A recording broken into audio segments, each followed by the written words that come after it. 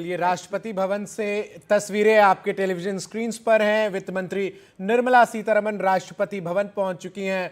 और राजीव जी, लोकतंत्र की ये खूबसूरती कि एक वित्त मंत्री जो कि महिला हैं और राष्ट्रपति वो भी महिला हैं, और हमारे देश में वैसे भी बजट का जब भी परिप्रेक्ष्य हो तो माँ लक्ष्मी का जिक्र होता है। ऐसे में बहुत ही ये मोमेंटस ओकेजन है और यहाँ पर वो अनुमोदन जो है वो बजट का करेंगी राष्ट्रपति के समक्ष।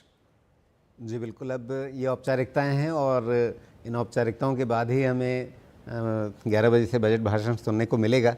तो औपचारिकताएं हर साल की एक ऑप्टिक्स हैं और ये औपचारिकताएं हमारे लोकतंत्र की खूबसूरती भी हैं। मतलब आप पूरे प्रोसेस को सुबह से जिस तरह से दिखा रहे हैं उसमें हर प्रक्रिया का अपना एक महत्व है और इस सिंबॉलिज्म को हम कई बार सोचते हैं कि अच्छा इसमें क्या रखा है, लेकिन इनके पीछे भी परंपराएं हैं। परंपराएं जो विकसित होती हैं उनके पीछे उनके अपने गहरे मायने जरूर रहते हैं। एक बार फिर से हम दिखा दें दर्शकों को, राष्ट्रपति द्रौपदी मुर्मू और वित्त मंत्री निर्मला सीतारमण अपनी टीम के साथ इस वक्त राष्ट्रपति भवन पहुंची हुई हैं। आरजू, हमारे साथ मयंक जी भी बने हुए हैं। मयंक जी, अगर कामकाजी महिलाओं को हम छोड़ दें, घरेलू महिलाओं की बात करें, जब उनसे पूछा जाता है बजट से क्या उम्मीदें हैं तो कुछ खास नहीं बता पाती हैं। यही कहती हैं घरेलू जो ये एलपीजी सिलेंडर है ये सस्ता हो जाए, सब्जियां हमें सस्ती मिल जाएं।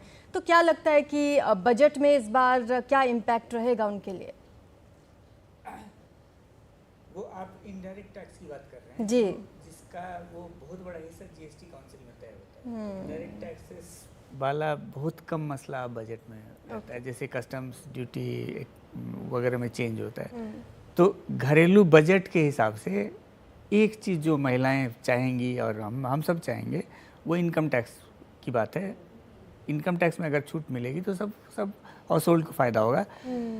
हमने पैटर्न देखा है इंडिया का कि 25 साल, 26 साल, 27 साल के बाद बड़ा चेंज होता है। जैसे अब हम बताते हैं 1971 में हमारा पीक रेट जो था वो सरचार्ज वगैरह लगा के 93.5% था पीक रेट इनकम टैक्स का।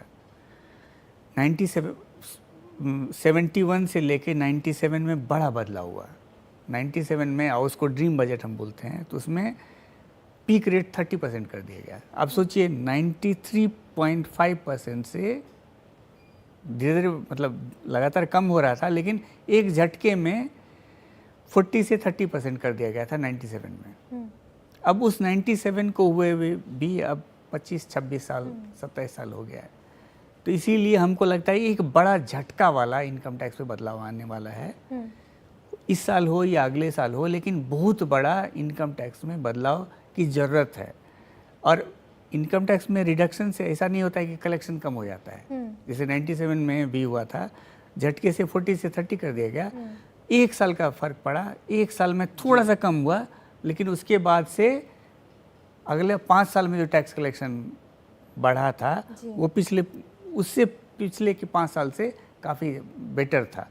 वेद सर इस बारे में जिक्र कर रहे थे, आप ही ये कह रहे थे अगर टैक्स स्लैब में थोड़ी राहत मिलती है तो खर्चा बढ़ता है, उससे इनडायरेक्ट वसूल लेती है सरकार। मैं आता हूँ मेन की बात जी कि आज देखेंगे वित्त मंत्री जी ने वादा किया डायरेक्ट टैक्स कोड लाने का, तो मुझे लगता है रेडिकल चेंजेस इनकम टैक्स में आएंगी, एडमिनिस्ट्रेटिव रिफॉर्म्स भी आएंगे, टैक्स को छोटा भी किया जाएगा, सिंप्लीफाई करने की स्कीम भी आएगी।